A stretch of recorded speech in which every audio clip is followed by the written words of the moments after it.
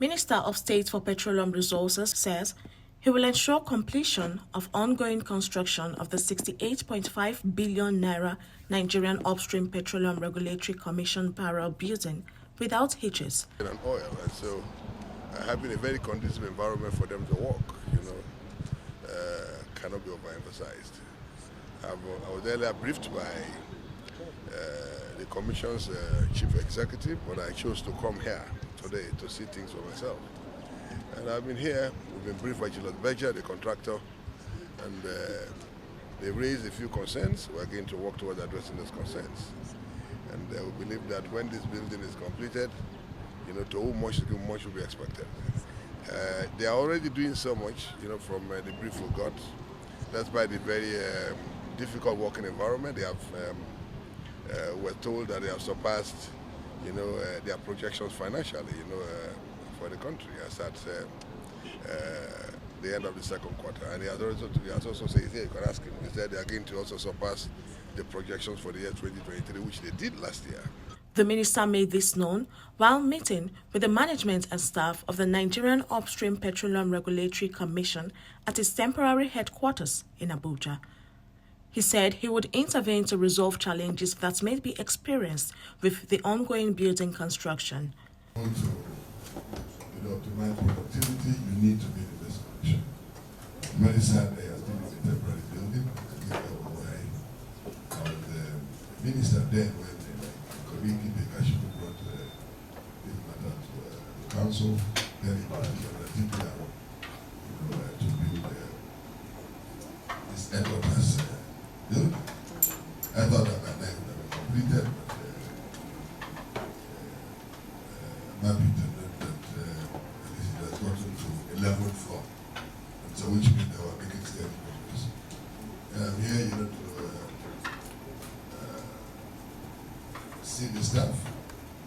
There's no point going to see the building that's under construction without seeing the staff that will occupy the floor. I felt that it's also imperative for me to pass through here on my way to my inspection to see the staff, the dynamic staff.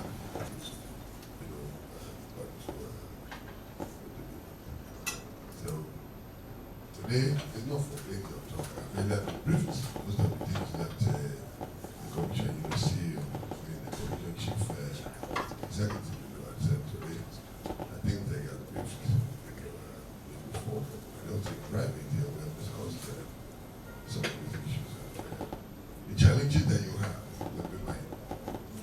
Mr. Benga Komolafe, Commission Chief Executive, who received the minister, said its regulatory focus was to increase the oil and gas reserve in the nation, which stood at 37 billion barrels of oil and 208 TCF of gas. Of course, in terms of the percentage, in terms of regulatory approach, we are very focused in our regulatory focus to increase oil and gas reserves in the nation, which currently is 37 billion barrels of oil and 208 TCF of gas. So we are focused on increasing that through our regulatory approach, and of course, stepping up the transparency of hydrocarbon accounting is very dear to our heart, so we are pursuing that through the strategy and the regulations that we are putting in place. Dr. Taufik Bobola, manager, Principal Architect Limited and the building's design consultant, while speaking of the work status, said its installation and mobilization recorded 100%, planning and design 95%, construction 96%, and procurement 48%. Mr. Louis Sosa, Project Manager, Julius Berger Nigeria PLC, further explained that due to the COVID-19 and Russia-Ukraine crisis, supply chain of some materials was affected, especially in the area of steel supply, because Ukraine is the major producer of steel components. Where we started from and where we are today.